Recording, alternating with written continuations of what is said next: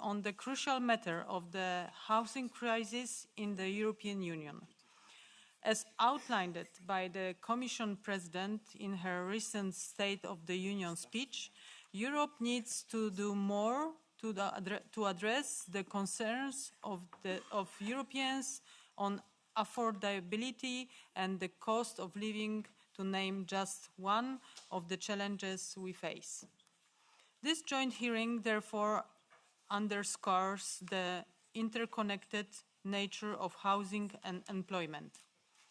The challenges we face, from rising housing costs to homelessness and inadequate infrastructure, cannot be solved in isolation.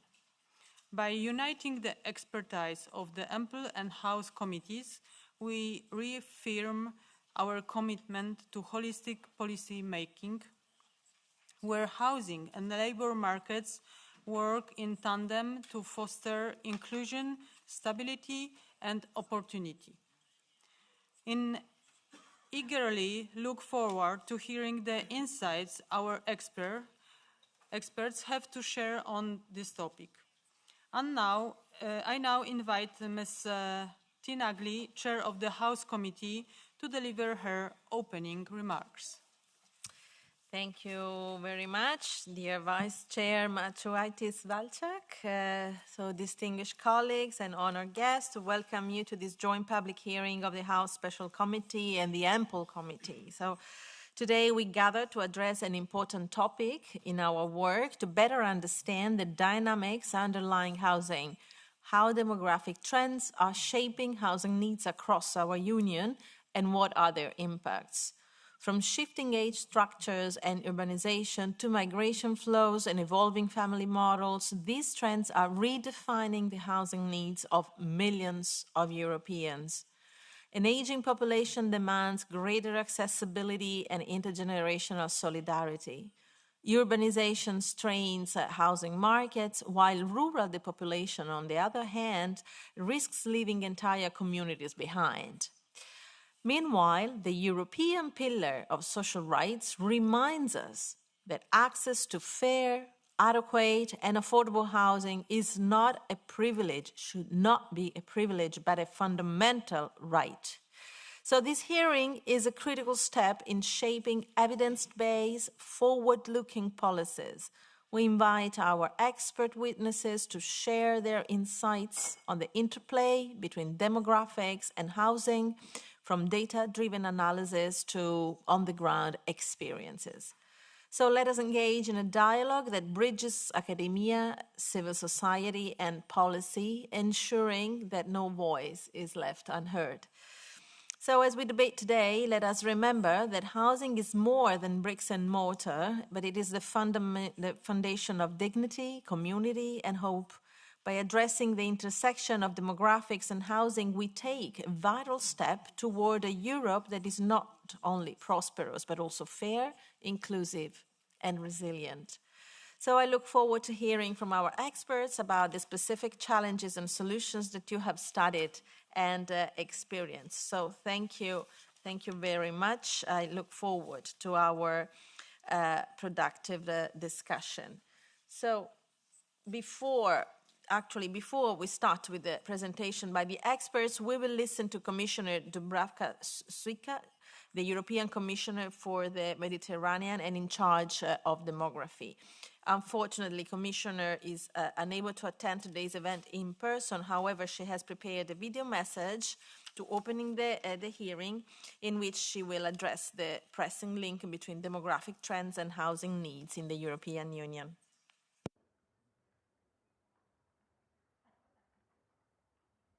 Dear members of the Committees on Employment and Social Affairs and on the housing crisis in the European Union, thank you so much for inviting me to address you today. I am grateful to you for raising awareness of the housing crisis and its relation to demographic trends. As you know, I have been working on demography already in the last mandate and continue to be the responsible commissioner. We are all aware that demographic trends and aging in Europe have profound implications. Demographic change exacerbates labor shortages and impacts our competitiveness. And we need upgraded facilities, capacity, and more people working in medical and long-term care, to name just 2 sectors. And the sustainability of our pension system is under considerable pressure. What is often overlooked, however, are the links between demography and housing. Families will not settle down, grow, and enlarge if there is no sufficient housing for them, or if it is not affordable. There is also a lack of affordable housing for students. We need highly skilled youngsters to achieve productivity gains. However, if there is not enough housing, students will turn away or study under suboptimal conditions. The design of housing must change to meet the needs of all generations. Barrier-free housing can help strengthen intergenerational family ties. It can also help maintain a good level of everyday mobility for the elderly and even reduce the need for care in retirement homes. Labor migration also relies on housing. Attracting international talent to help fill the labor shortages gap we cannot fill domestically is crucial for our economies, so we must ensure access to housing for labor migrants. At the same time, however, we must ensure that the local residents can afford housing. I always mention, for example, the example of Ireland, where housing became too expensive in Dublin when the big tech companies came. There is no uniform way forward, and we have various policy options. Under my responsibility, the Commission made several recommendations to tackle demographic trends in the demography toolbox. We want to close the so-called fertility gap, which is the difference between desired and the actual number of children. Measures include quality childcare to avoid either-or decisions of women who want to follow a career path and have children. Another idea is multi-generational housing. Such houses are central meeting places promoting social cohesion between generations. But more should and will be done on housing. Still this year, the Commission is going to present 2 concrete initiatives. The first ever affordable housing plan, put together by my dear colleague Dan Jorgensen, after receiving the input from you in the European Parliament. We need a radical overhaul of our approach to housing, including revised state aid rules for housing support, and a legal initiative on short-term rentals to make sure there is enough long-term housing for the local population. I will continue to work on bringing the Member States and all stakeholders together to tackle the housing crisis. We need a lot of exchange of best practice, experience, and also expert advice. Today's hearing will be a very helpful contribution. Thank you for organizing it. Dear colleagues, I look forward to receiving your conclusions and to continue working with you on this topic so important for our social fabric. Thank you so much.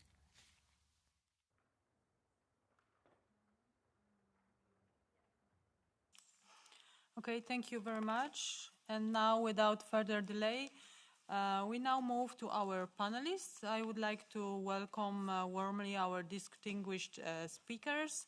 Alexandra Sandu, expert on demographic trends. Sina Rizaporta, board member of the European Youth Forum. Dr. Eon Drea, senior economist, Wilfried Martens Center for European Studies, and Carme Arcazo Sempere, spokesperson of the syndicate The Illugators. Each of you is kindly invited to take the floor for a 7-minute intervention. We look forward to hearing your insight. So please, Dr. Alexandra Sandu, take the floor. Thank you very much. Honorable chairs, honorable members, thank you for the opportunity to address the committee today on the demographic trends in Europe. So, next slide, please. So let me just start with a general broad picture of demographic futures across Europe. So if we look at population change, since 2012,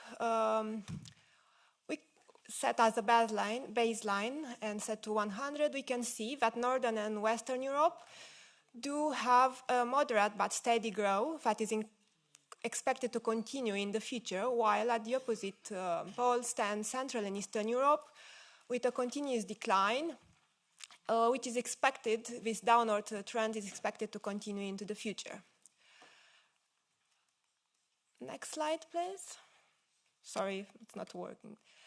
Of course, this raises an important question. Why do some regions continue to grow while others face population decline?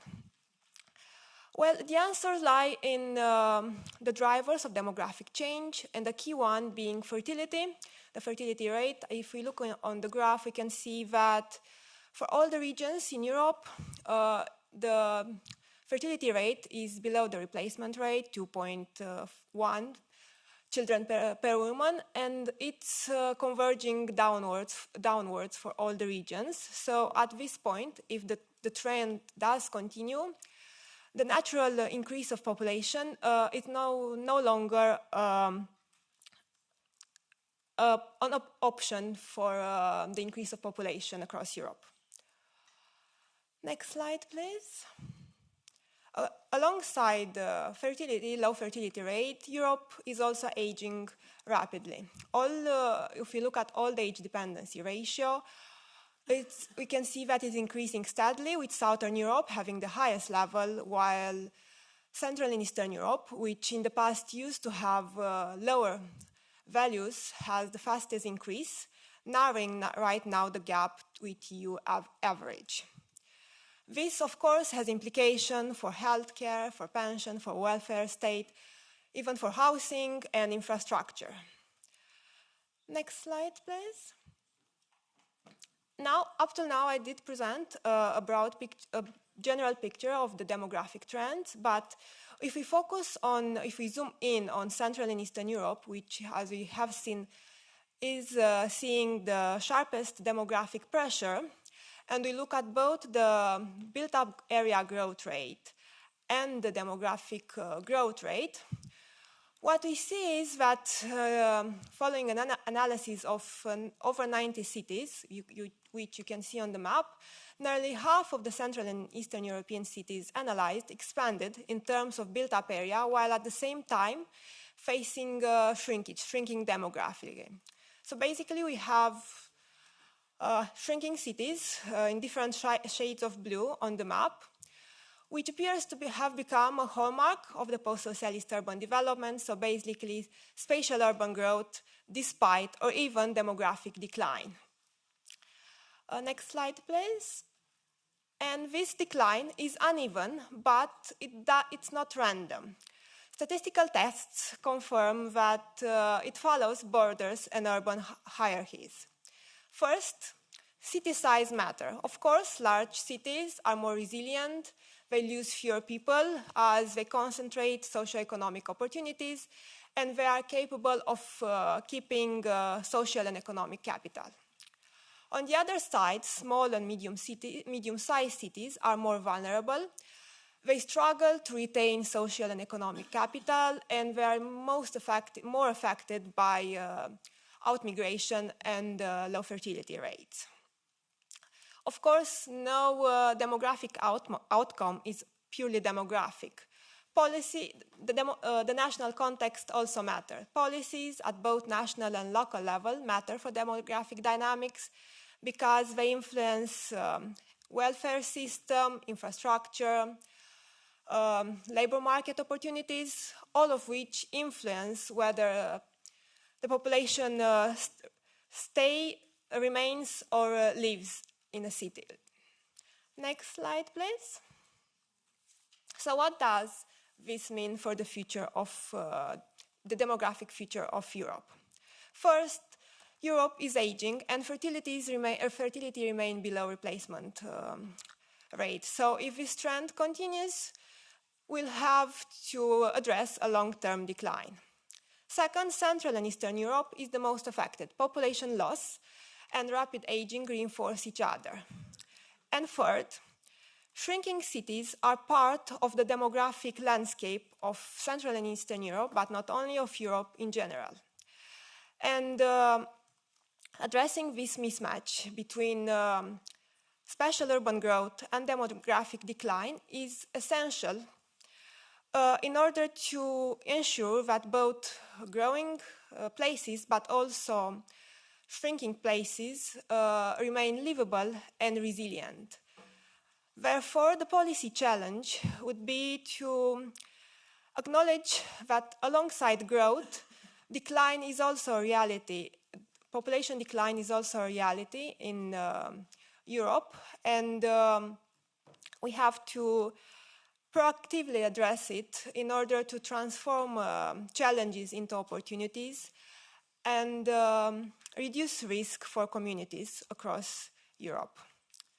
Next slide, and thank you for the opportunity to address this committee here today. Thank you, Madame Sandu. And our next speaker will be Ms. Sina Rizaporta. Please take the floor for 7 minutes. Thank you for the opportunity to speak today. The European Youth Forum is the largest platform of youth organizations in Europe.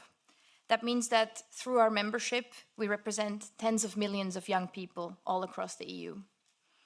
As you're surely aware, they are on the front line of a housing system that generates not only frustration, but increasingly anger and misery.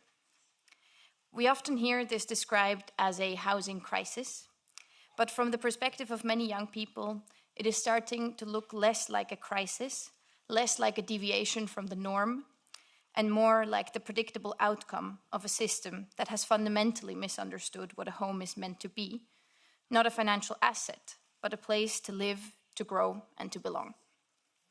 Let's start with the facts. The average age of leaving the parental home in the EU is now 26.3 years, 2 years later than just 1 decade ago. In some countries, nearly half of young people in their late 20s still live with their parents. Even 1 in 5 adults in their early 30s cannot afford to move out. In Ireland, the share of 25 to 34-year-olds living with their parents has risen from 27% to 40% in just 7 years. In Spain, it has gone from 35% to 42%. This is not about culture. It is not about laziness. It is not about failing to launch. It is about the cost and the quality of housing. And those costs are spiraling. Between 2010 and 2025, home prices across the EU surged by almost 50%, while rents rose by more than a quarter. And in the same period, wages for young people barely moved at all. In many European cities, young people now spend over 40% of their income on rent, and more than 1 in 4 live in overcrowded conditions. But when we speak about youth emancipation, we cannot only speak in terms of numbers. We're talking about daily lives being stunted, about, above all, a loss of autonomy and a loss of control. We are talking about the young worker who spends most of their wages just to keep a roof over their head, with little left for anything else. We are talking about students forced into unsafe or overcrowded housing because affordable options simply don't exist. We are talking about trainees and apprentices who have to turn down opportunities because moving to another city would mean paying an impossible rent. We are talking about insecure rental contracts that leave young people at the whim of landlords. And we are talking about social housing waiting lists that stretch for years, making it effectively unavailable. Let's be clear. This is not an accident. It is the result of political choices. Choices to underinvest in public and affordable housing, to deregulate rental markets, to allow corporate landlords and investment funds to financialize what should be a basic right. It is, in short, the logical conclusion of a housing system that has forgotten what a home really is, a place to live. And this is the crux of our predicament. Housing in Europe is caught in a tension between homes as a place where lives are lived and housing as a vehicle for profit, reduced to the market logic of real estate. At this juncture, what needs defending is housing as a home, not only, but also because youth emancipation depends on it. Allow me to highlight 3 urgent steps in this defense. First, we need a social and affordable housing revolution. Across Europe, the stock of social housing has shrunk, while waiting lists have grown. We need major new investment, but also creative use of what already exists, like turning empty or derelict buildings into homes. It is unacceptable that 1 in 6 housing units in the EU stands vacant as we speak today. Beyond social housing, we also need a wider mix of affordable options, secure rentals, accessible pathways to home ownership, and targeted support for young people. Above all, affordability and security must be guaranteed across all types of housing. Second, the financialization of our homes must end. Large investors and short-term rental platforms are reshaping housing markets in ways that make daily life harder for young people. We need stronger rent controls, restrictions on speculative ownership, taxes on vacant properties, and clear rules to bring homes back from tourist platforms into residential use. These are not radical measures. They are the basics needed to ensure housing serves people before profit. Third, EU promises need to be matched with real action. President von der Leyen has rightly acknowledged that housing is a European issue, and now it must be treated as such. The European Affordable Housing Plan should lift restrictions on public investment, set binding national targets for social housing, and earmark EU funds specifically for affordable homes for young people, students, and low-income workers. Otherwise, fine words will not reach those whose struggles depend on them. I'll end with this. If young people can't afford a decent place to live and are forced to hand over half their wages just to keep a roof over their heads, the consequences will inevitably be felt. That strain translates into lost trust, rising anger, and deep frustration. What then is the societal and political cost of an entire generation being denied or barely scraping by in the search for a home? I raise this question here because it strikes at the heart of youth emancipation. True autonomy for young people starts with the ability to secure a place of their own and the ability to build a life without being trapped by housing insecurity. Thank you very much.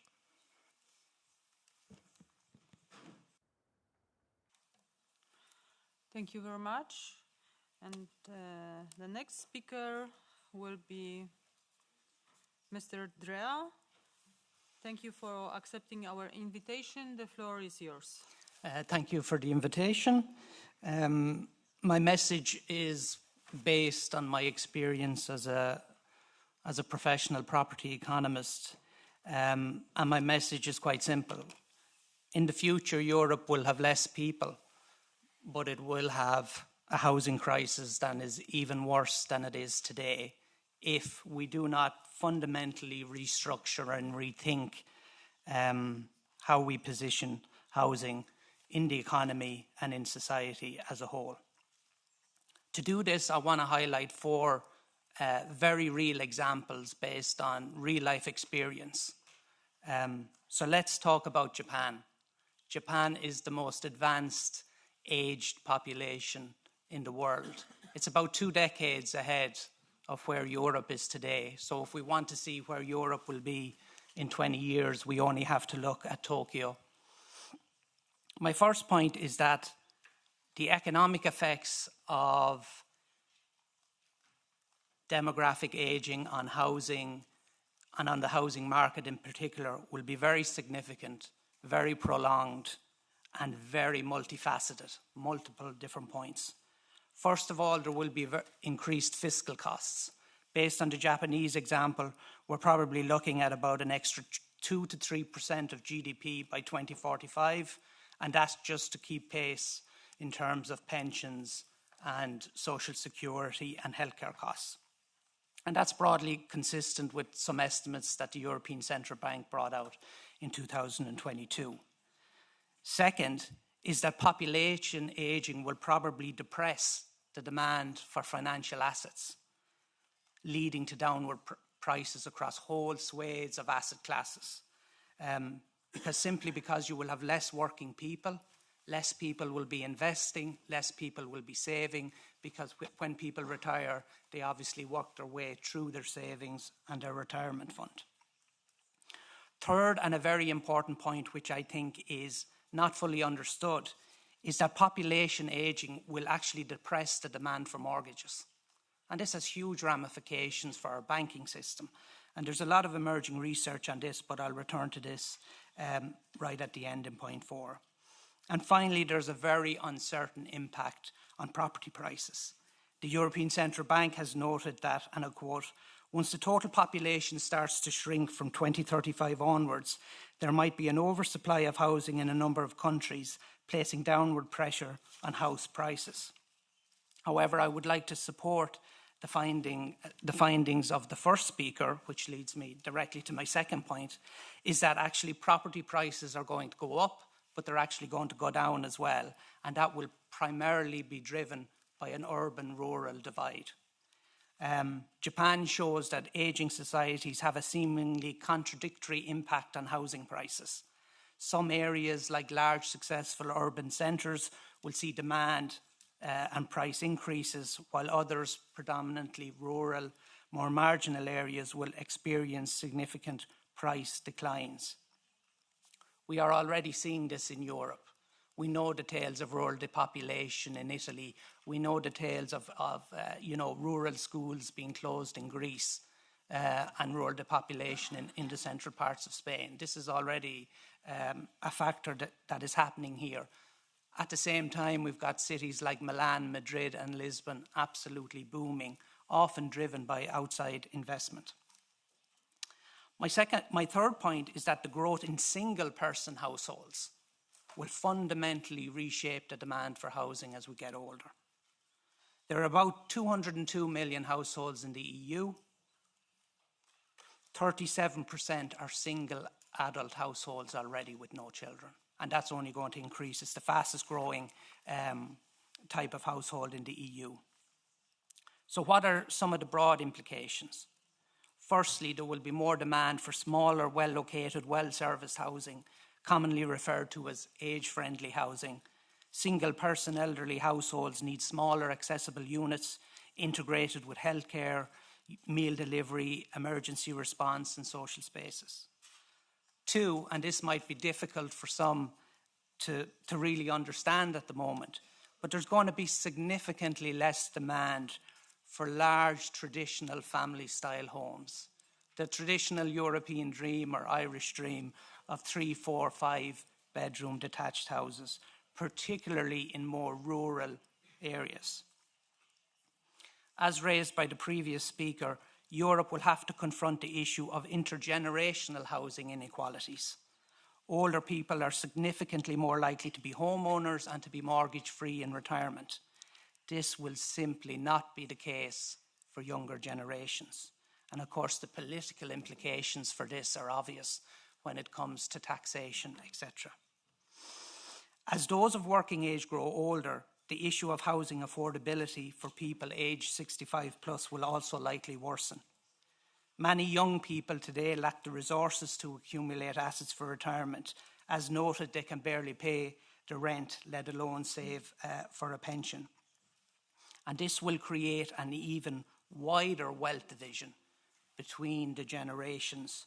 And of course, again, obvious implications for social peace, political preference and political radicalisation, and we're already seeing, I think, the start of that process in countries as diverse as Ireland, the Netherlands and Spain. Finally, to sum up, my concluding point is that ageing will have profound social impacts and economic impacts, and we need to fundamentally reshape how we think about our traditional housing models. In my opinion, we need an MMM. It's a mixed market model approach that will ensure that families, students, single people, households and retirees are all well catered for in the future. My final two comments are this. First of all, we shouldn't let this debate come into a very black and white debate about whether we need more public investment or less public investment. It's actually a lot more nuanced and complicated than that. Ireland is spending 8 to 9 billion of public money a year trying to ensure the housing crisis doesn't get any worse. It's not just about money, it's how it's spent. My final point is finally, while I have tried to draw some pan-European conclusions in my comments, the EU remains characterised by 27 very different national property markets with their own cultural basis, home ownership preferences, legal and economic frameworks, not to mention countless distinctive regional and sub-regional markets. It is very important that the EU doesn't overpromise and underdeliver when it comes to housing, as the vast majority of these issues are held at a national level. Thank you.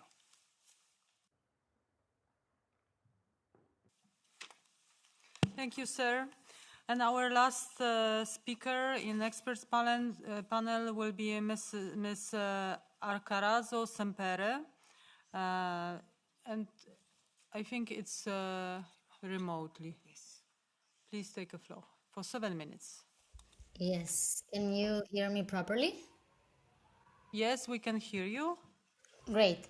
Thank you very much for the opportunity to be here and speak to you. I apologize for not being able to make it to Brussels. But yeah, I will speak on behalf of the Sindicat de Llogateres, which is the Catalonia Tenants Union.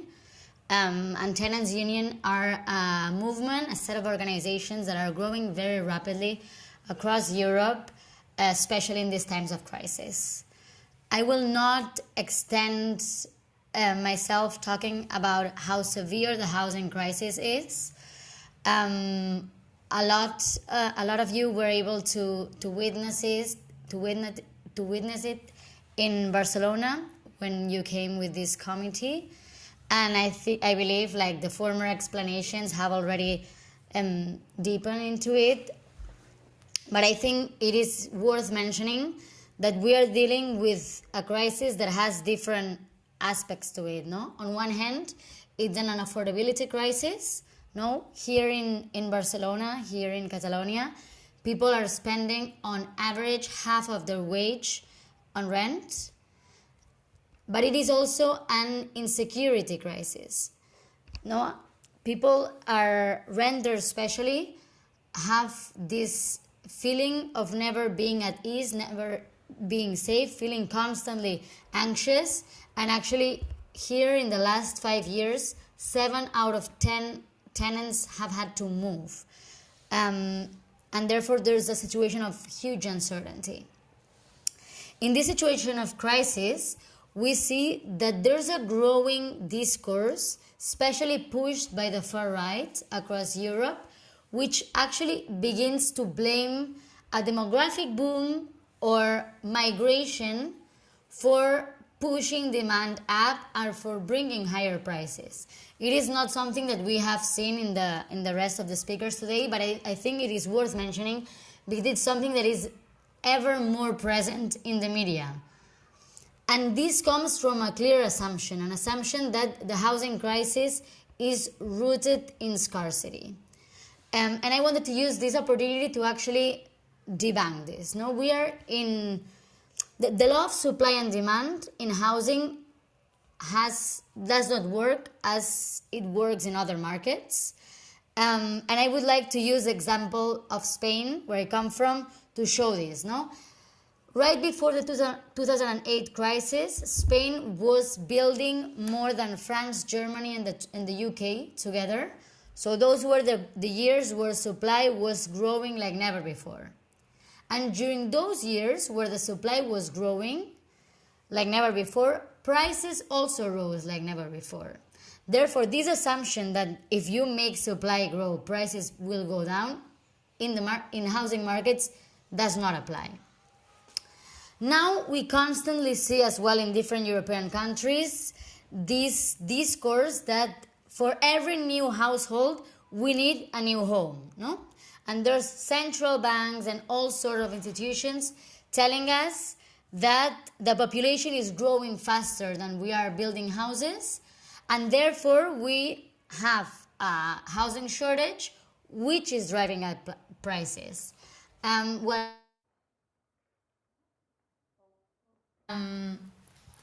Spain is actually the 5th or the 6th country in the OECD with the highest number of homes per capita, more than 550 homes per 1,000 people. Italy, France, Portugal, Finland. And it is in these countries as well where housing prices are rising a lot. So I think we must wonder what is happening to the housing stock. What we see is that housing stock is usually used for antisocial purposes. We see that, for instance, here 10% of the rental market is used for tourist rentals. We see that 3.8 million homes in Spain are vacant. This amount to almost 15% of the housing stock. And we see that this empty housing stock is not only in towns and remote villages, but more than 1 million unoccupied houses are in cities and towns over 50,000 inhabitants. So here, I think that what we need to focus on is using housing supply for what it was meant for. That is, for residents to live in it. But then, if we look at the demand, I do think it is relevant to understand that housing prices are rising everywhere, no?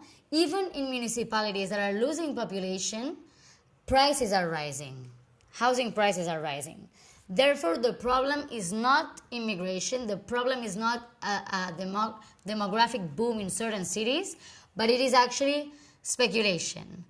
And I would like to show you some examples. No? In Spain, it is said that we are facing a demographic boom in the last 3 years, but what we see is that housing prices having even in municipalities that are losing population. So, for instance, Las Palmas, Valencia or Cádiz have been losing population in the last 15 years, and what we've seen is that housing prices have and 26 respectively. But beyond Spain, the region of Lazio, rents have increased by 27% in the last 10 years, while the population has been reduced by 1%. In Liguria, in Genova, has lost 4.5% of population in 10 years, but rental prices have increased by 34% since 2017. And this is a situation that is happening in many other regions, in Sicilia, going in France. Therefore, it is something that is happening across Europe. So here I think we need to try and actually talk about this demand. No? What is this demand? What we see is that there's a growing demand that does not respond to citizens' needs, but it responds to a demand for investment, for short-term rent and underused properties that are kept for future sale. And here, just to give you a few examples, in the last 10 years, here 60% of the purchases were paid without a mortgage, and therefore they are clearly an investment asset. At this point, I think it is crucial to differentiate between housing used to meet a human need for shelter and other uses, which in extreme cases are close to resource-intensive luxury consumption. Housing needs and wants for the population compete for the same resources. And if the goal of housing policy is to meet housing needs within planetary boundaries, then we have to really open the black box of housing demand needs over expanding housing independent from use. So, if the goal of housing policy is to meet the housing needs of the population, the first logical step would be to confirm if the required assets already exist and put them into use. Therefore, I'm sorry, I must ask you to go to the final summary. Yeah. So basically, the far right is interested in focusing the debate on a supposed migration problem, but the real issue is not too many people or a shortage of supply, but a resource distribution problem. And I think the questions that we should be asking ourselves is who is concentrating real estate ownership more and how is this housing stock being used? Who is actually causing prices to rise? And basically a set of measures that have already been mentioned, that is, who should be allowed to buy, how should we differentiate through taxes. Thank you so much. Thank you so much. Okay. Yeah, you are out of the time, sorry, but we have next speakers and we have limited time. And I would like to pass the chairing the meeting to Mrs. Tina Galli. Yes, now we open our Q&A session, and I start by giving the floor to Dirk Gotting for EPP. Thank you very much, Madam Chair, and thank you very much for the speakers. I couldn't really connect with the very heavy ideology in the last speaker, but maybe I didn't understand the problem. I have a question for Mr. Drea, because I think indeed demographic change is hitting our socio-economic systems already now, and we're not really realizing the extent of it. Everything that has to do with our public systems, whether it is pension systems, social security systems, or housing, everything will be affected by it massively. And we're also in a situation where a lot of our member states do not have a lot of fiscal space to sort of deal with those problems, at least not from their public budget's point of view. There comes the question of reforms. But limiting it to housing, the question is a bit, okay, what can Europe do? Yeah, because it's, one size fits all doesn't work. You explained that, I think, quite well. If you look at the demographic toolbox, also countries have tried to buy new babies and more babies. It is very expensive and it doesn't really work, at least in the places in Europe where we've seen experiences with that. It is very, very difficult because the reasons for people to not have kids is very complex.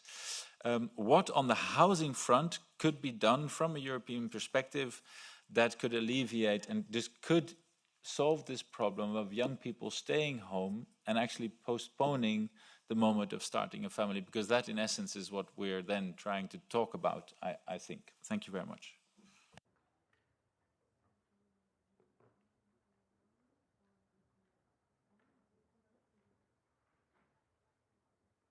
Okay, so now I give the floor to Audan Oriordan for the SND. Thank you, and apologies. I have to attend another event at 5 o'clock, so I'll make my comments and I may have to leave afterwards. But just to make the point, Dublin was referenced by the Commissioner, and we are now experiencing in Ireland that I had a meeting earlier today with some of my parliamentary colleagues, and the level of mental stress and suicidal ideation that our housing crisis is causing citizens in Ireland is off the scale. 20 years ago, we had about 500 children in Ireland in homelessness. Now we have 5,000.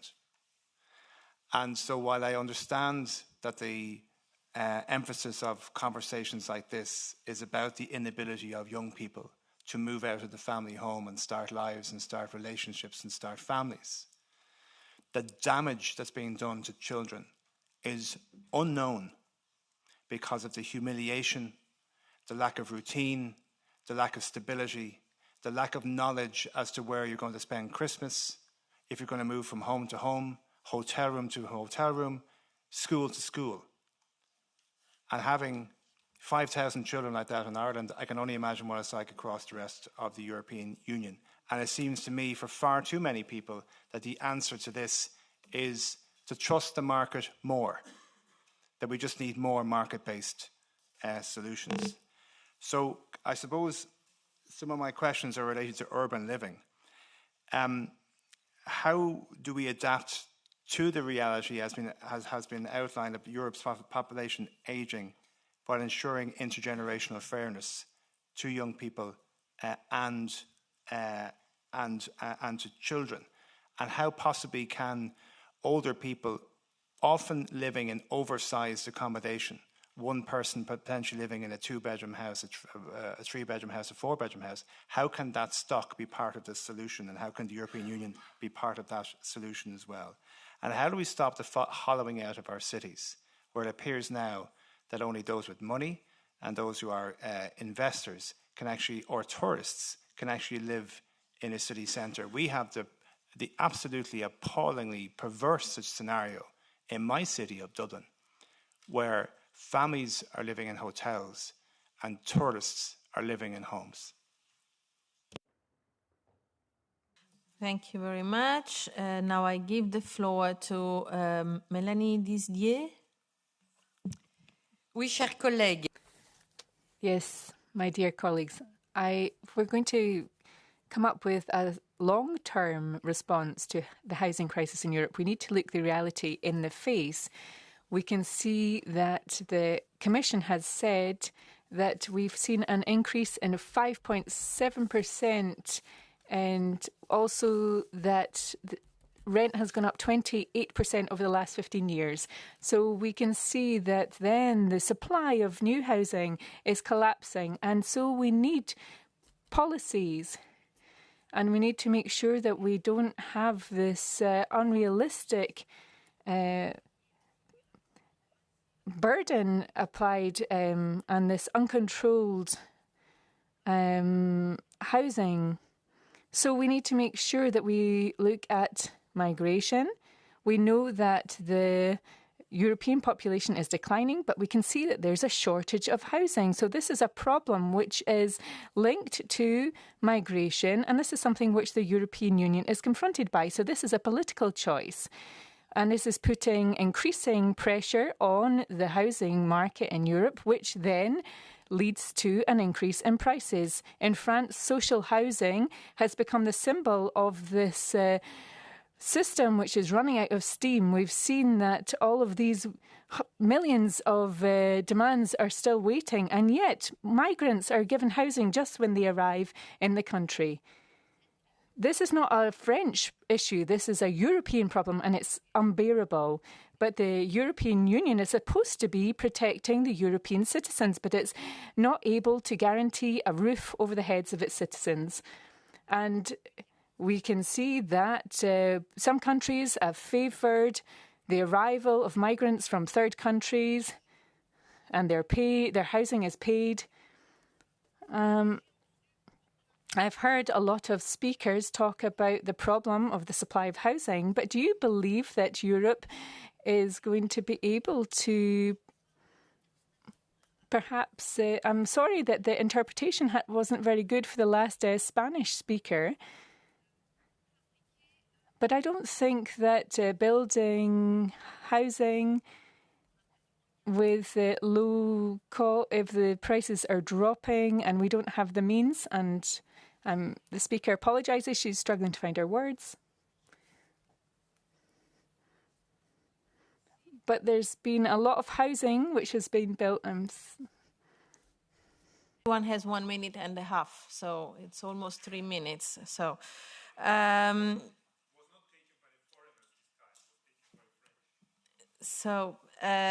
now I give the floor to Georgiana Teodorescu for ECR. Thank you, Chair. I will use both slots for ECR, also for Ample and House Committee.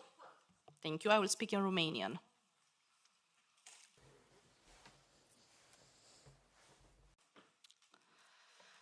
Bun, pentru prima...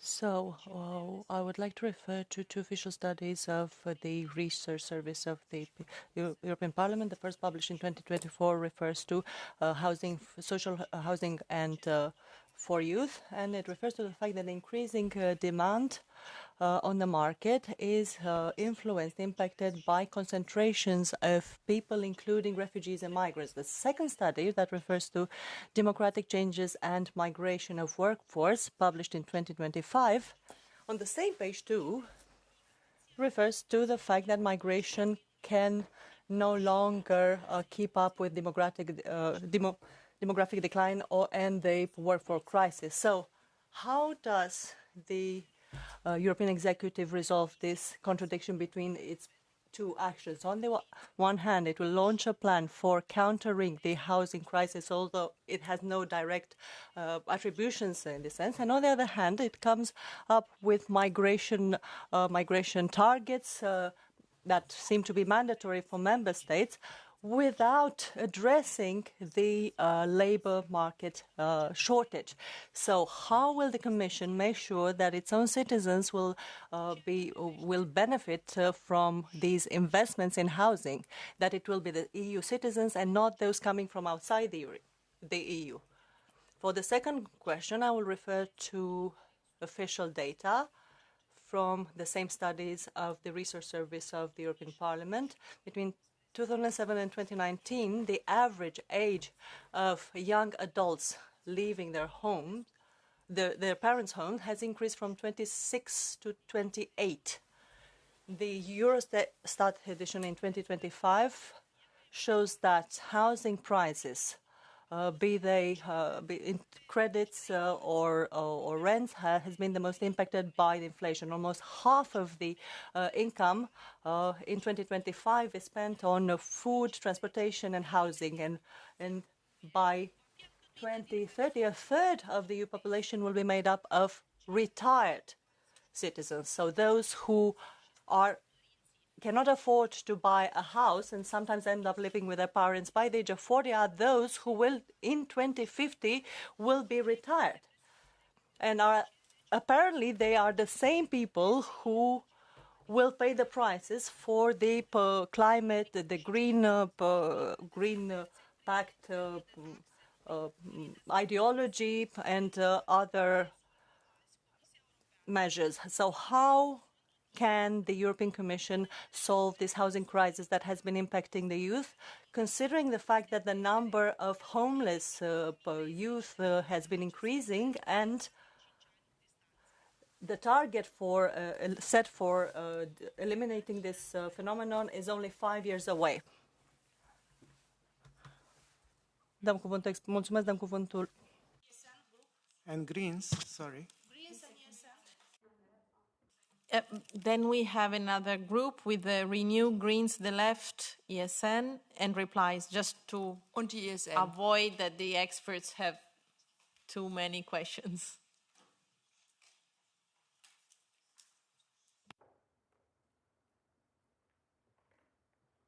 So who wants to start? Mr. Sorry. Yeah. I apologise. Okay, just the MEP Gottnick's questions. What can Europe do? Well, Europe has about 13 trillion euros in savings just sitting in bank accounts. Lack of money is not the problem. That's why I sometimes laugh when people tell me we need to borrow more to, build more affordable housing. It's nonsense. What we should be doing is trying to get Capital Markets Union, or whatever the European Commission have decided to call it now, and to get that finished so we can utilise that money into two specific streams. One, long-term cost rental properties, and two, properties that are reserved for first-time home buyers. And that would, do more than 1 million Commission reports about, unaffordability in Europe. His second point about fertility programmes. First of all, I speak as a man whose mother had 7 children and was forced to give up her job because, she was married and in the public service. So fertility programs, declining fertility is driven by increasing female labour market participation and increasing female educational attainment levels. They're good things. I think for the economic, data would show that fertility programs, which often cost billions of euros, are a complete waste of time and money. I'd be better off going out to Place Lux and just throwing euros on a fire. What's more important is that we adapt to the new reality. One thing I would say, and then I'll finish, is that, you know, housing is a key driver of political alienation among the young. So it's irrelevant whether we believe it's made worse by migrants or not made worse. This is what people believe now in huge swathes of the population, and it would be, I think, unfair of the European Union just to dismiss that issue, because otherwise it will just fester and get worse. Thank you.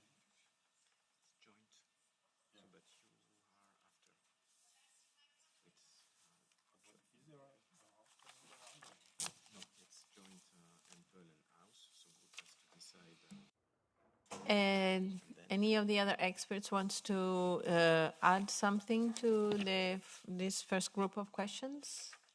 No? Okay. So we move to the next group of questions. I don't see Jana. No, I have Renew. Okay. ESN as well.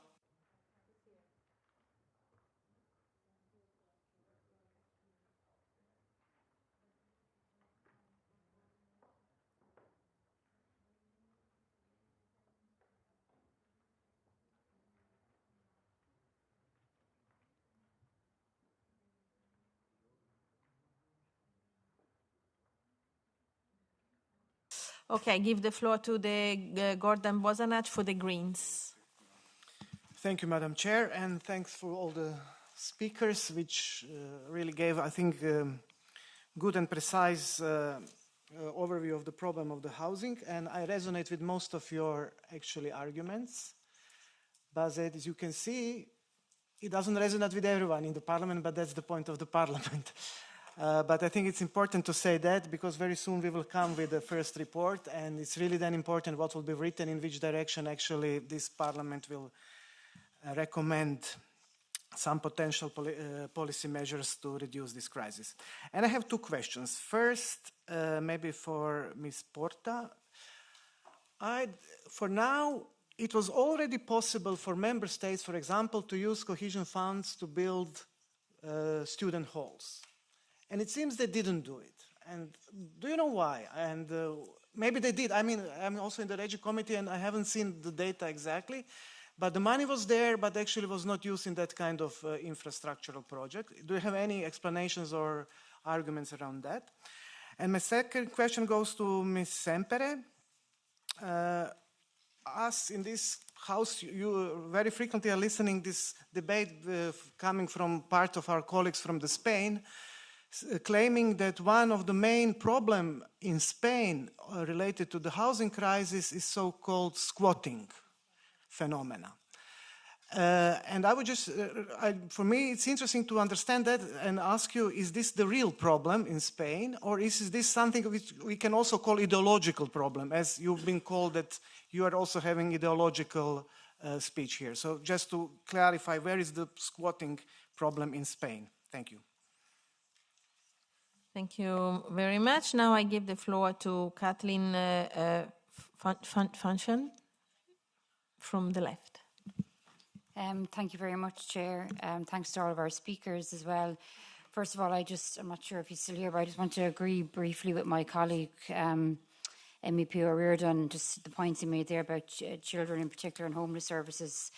So I think we have a situation in Ireland where there is serious rural decline. So we have, on the one hand, the prices for housing in the urban areas is becoming just unaffordable for the vast majority of people. And then on the other hand, we have a situation in rural Ireland of serious decline, lack of services. We see our GAA teams and our sports teams being unable to, field a full team because of rural decline.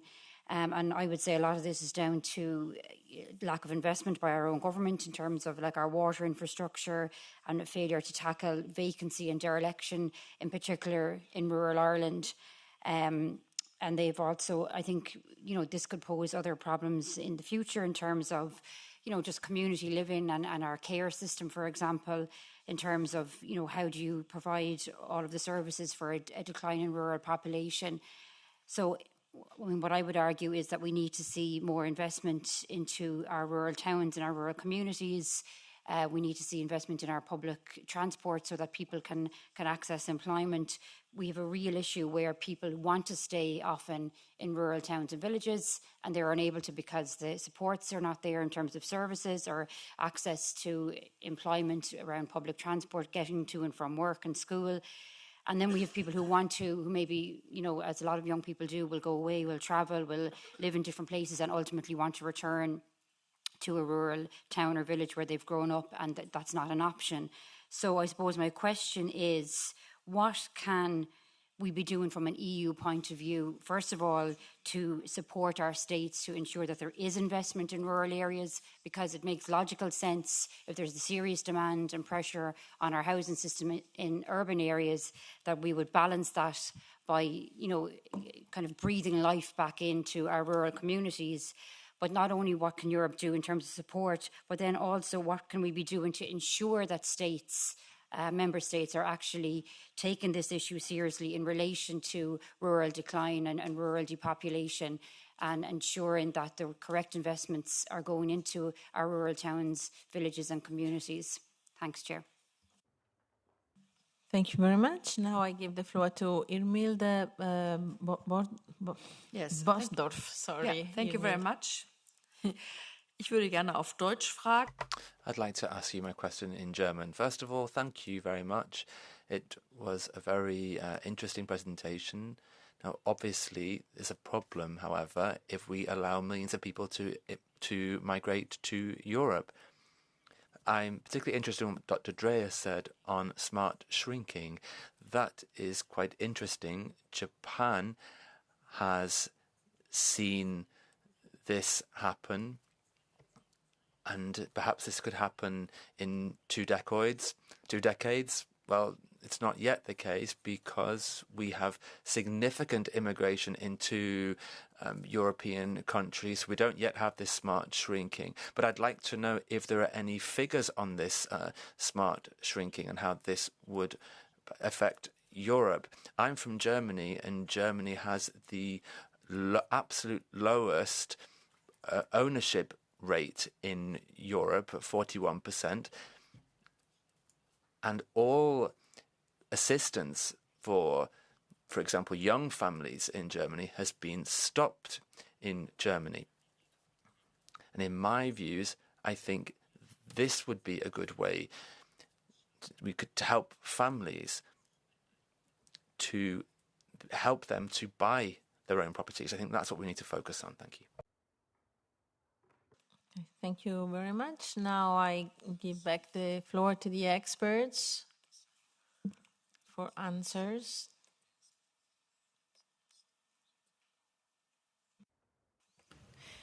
Okay. Thank you.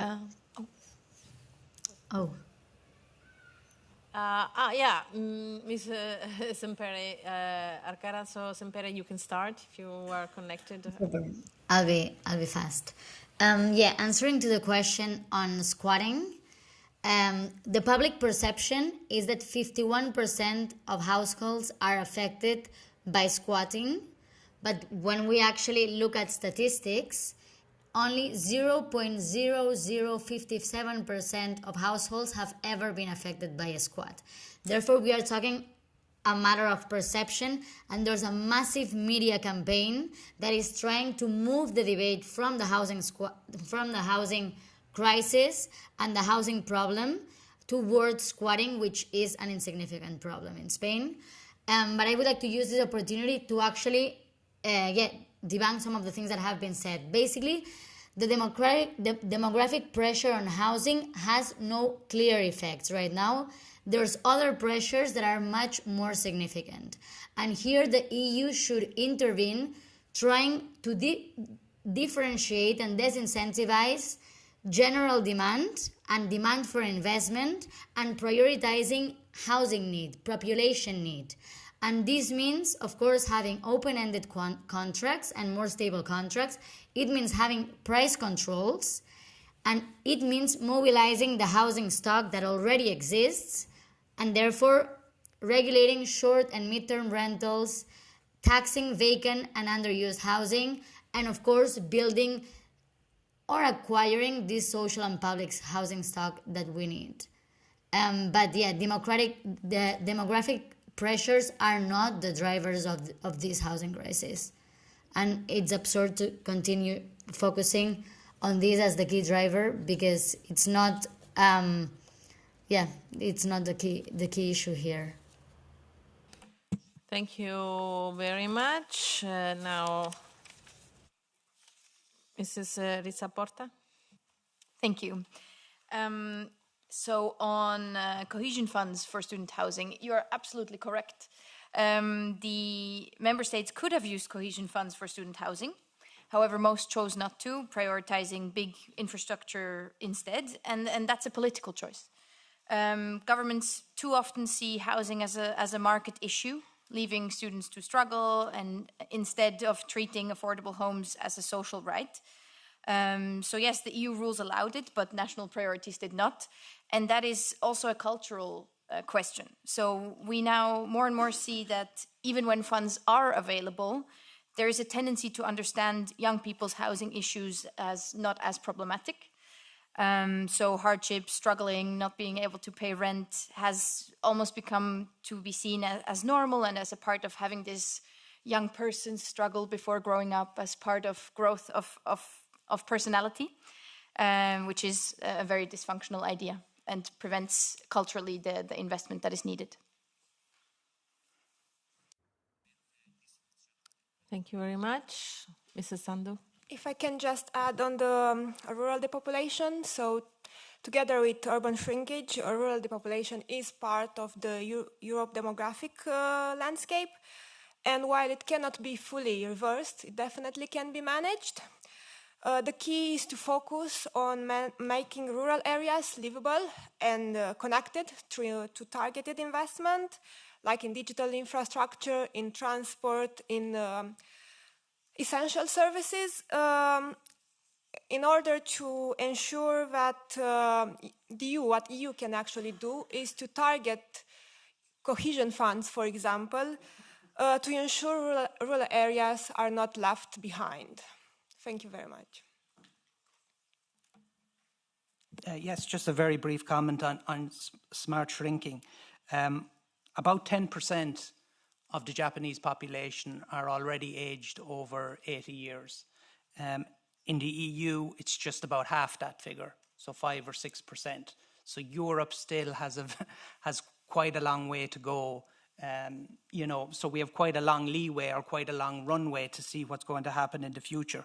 We should remember that Europe is a lot more of an open society than Japan. Japan has very little net inward migration, even for skilled activities. So in a sense, Europe will have a runway of 2 or 3 decades with how to work out what to do.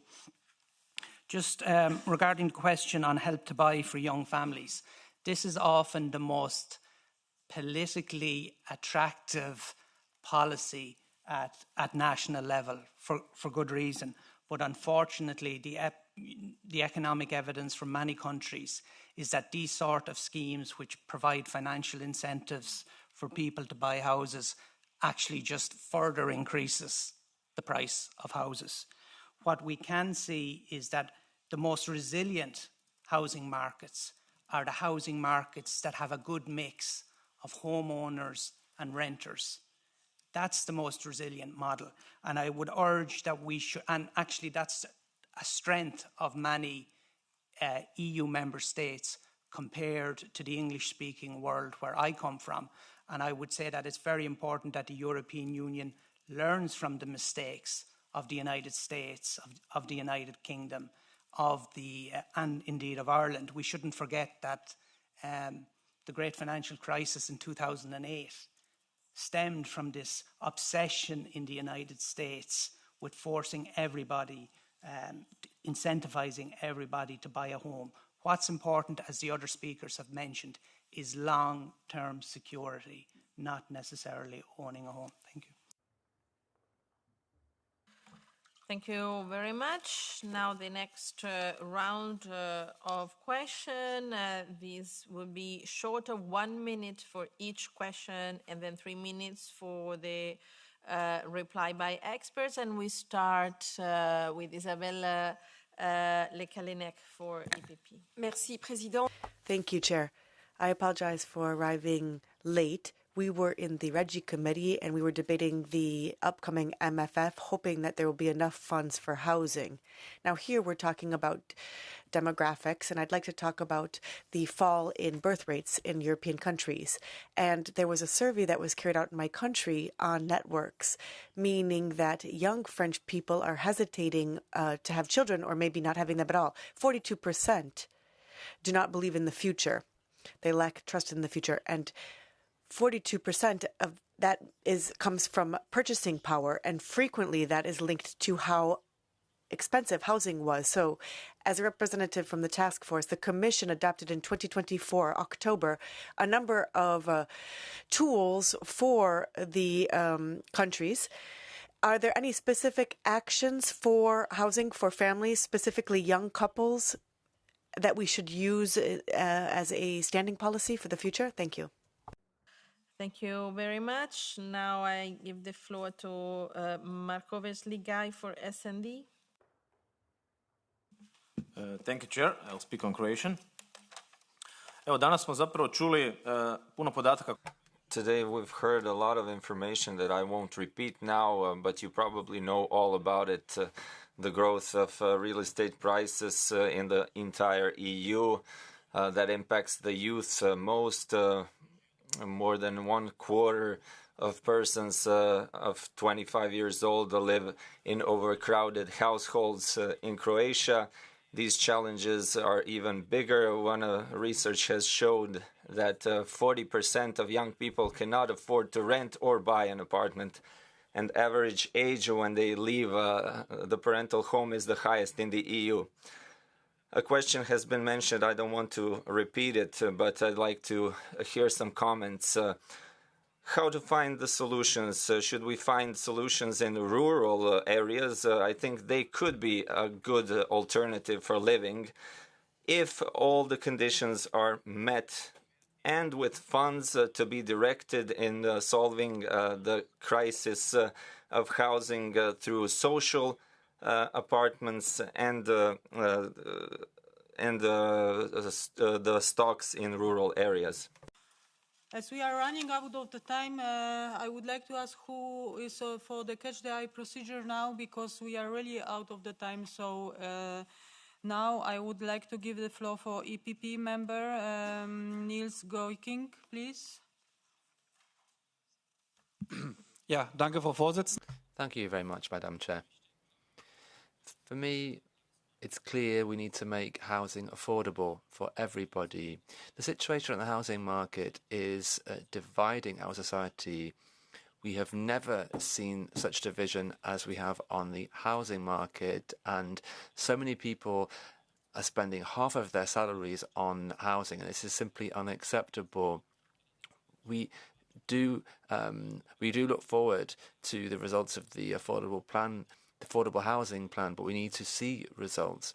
We also need to see what important effects this can have on demography. We need to reduce red tape. We need to see more affordability. We need to have realistic construction standards.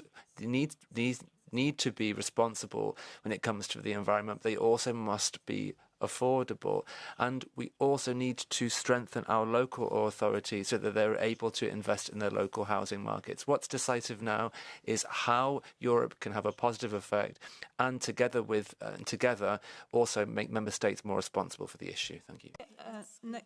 Next speaker will be from Patriots, Mr. Shekers.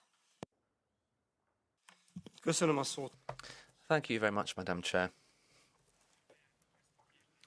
We've looked at this issue today, and we've heard several different approaches and solutions to it. I'd like to talk about a Hungarian example of how to deal with the issue. So we have a housing program where we can have 3% fixed mortgage rates for people who want to buy homes. There are several conditions for this, but this is for people who want to build a family. Now, obviously, there are other ways of approaching the problem. There can be assistance with rental prices. I think that what we need to really do is come together and think about how to deal with this. Obviously, that certain member states have difficulties, but I think what is absolutely key is to avoid solutions that we saw in the communist systems. We don't want to see methods in democratic systems that were seen in those difficult times of communism, as certain colleagues would like to see. Thank you. Thank you so much. And next speaker from ECR, Nora Junco Garcia. Gracias, presidente. Pues, bueno, Thank you very much, Chair. So I'd like to thank the experts for their speeches, but we'd also talk about a different reality from what one of the speakers said. Because in fact, the Bank of Spain gave some latest figures, and they're talking about 600,000 houses which are lacking in Spain. So there is a shortage of housing, which is contrary to what she said. It's true that there is some legal insecurity when it comes to renting out housing, but we're not talking about squatting, because sometimes there are tenants that have a contract, they go and they occupy the house, but then they don't pay their rent. And so sometimes people don't rent out their housing because they're worried that they don't have this security.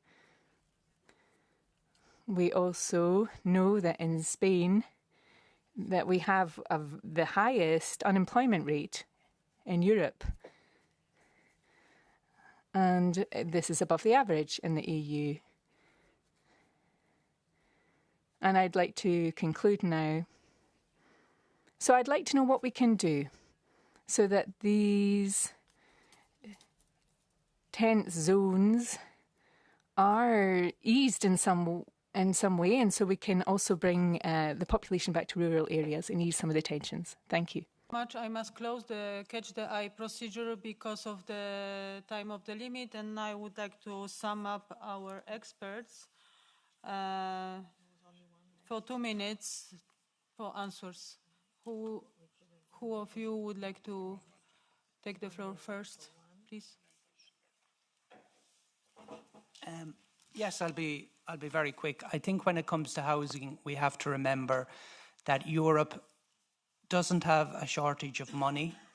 It doesn't have a shortage of ability to rectify the crisis in the housing markets.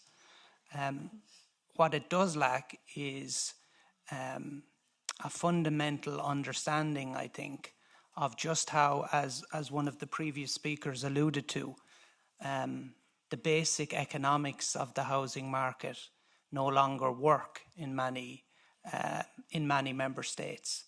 And, you know, property economists like to say that if we just increase supply, prices will come down. But we should remember that it's actually a lot more nuanced and complicated than that. And it can vary very significantly from one national market to another national market. There's an interesting piece in the Financial Times today highlighting the different tax treatment of house purchases at a national level. So there are multiple factors. The final point I would highlight, and I think it's very important that the committee recognises this point, is that one of the factors behind the very rapid increase in house prices from 2014 to 2024 was the abnormally low mortgage interest rates that were brought about as a result of the financial crisis in 2008 to try and stimulate the economy.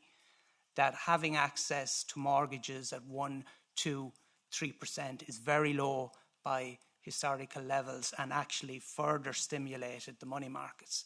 So, you know, Mr. Draghi may have saved the euro, but he definitely, as any property economist will tell you, supercharged the European property markets, and that was one of the legacies of that effect. And in many countries like Ireland, we are still working through that. Thank you.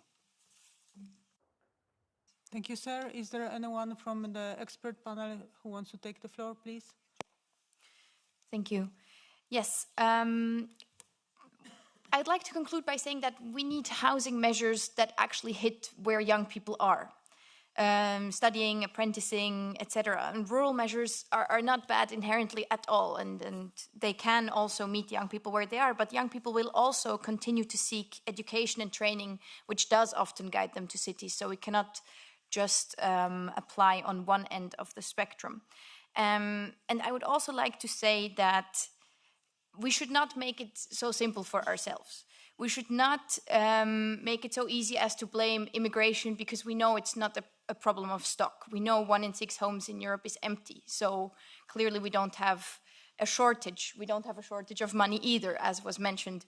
So we should not say that it's a simple crisis of immigration or a simple crisis of supply, but of what type of supply we need and what housing is in the financial market right now. We need a better composition of housing types. As you said very rightly, people no longer dream of home ownership, but of security of tenure. So if we want a real housing market, why not offer people a real choice on their housing, where renting and social housing don't play second fiddle to home ownership? Thank you. Thank you so much. Okay, so now I would like to give the floor to Stefan Moser, Head of Unit European Commission, Task Force on Housing.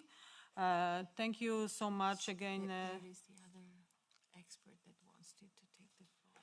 Yes, I understand, but we are almost out of the time, and I'm afraid the interpreters will be gone. So there is one more guest who haven't speak so far, and I would like to give the floor to Mr. Stefan Moser, Head of Unit of European Commission, Task Force on Housing. Please take a floor for maybe 1.5 minutes, please. Thanks a lot, Madam Chair. Good afternoon. Good afternoon to all of you. I think this debate has been very rich and clarified how important it is to go into a deep understanding where we need to invest, what are the investment priorities into housing. There have been changes in terms of where people live, where people want to live. We need to bring people together with the jobs, with the training and education opportunities, and that, of course, is changing over time. So we need a good understanding of what are the most important priorities, data, but also then I would say a straightforward policy response leading to investments where it's most needed, and identify clearly the target groups which are most vulnerable, which need most support. That includes young people, and I think in many ways trainees, students, those who try to become independent from their families, but also other vulnerable groups. And I think it's very important to move away from I would say, opinions, etc., but really see in each region, in each city, in each member state, where are the issues, how do we solve them, and have an open mind with that. From the European side, we try to support member states, exchange good practices, what works, what can we learn from each other, but also see how we can better implement overarching legislation, how to accelerate, simplify, reduce costs. And from that point of view, I think it's very important to work together very closely, and we look forward very much to continuing these exchanges and the cooperation with you in the European Parliament, but also the stakeholders and the member states. Thank you very much.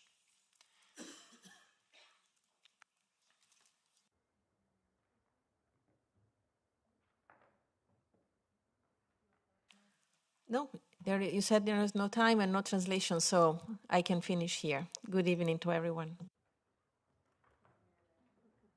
Okay, thank you so much for this joint hearing, and I would like to thanks to all of the speakers for their contributions, and I would like to apologize, but we are really out of the time, so thank you so much for this meeting. Goodbye.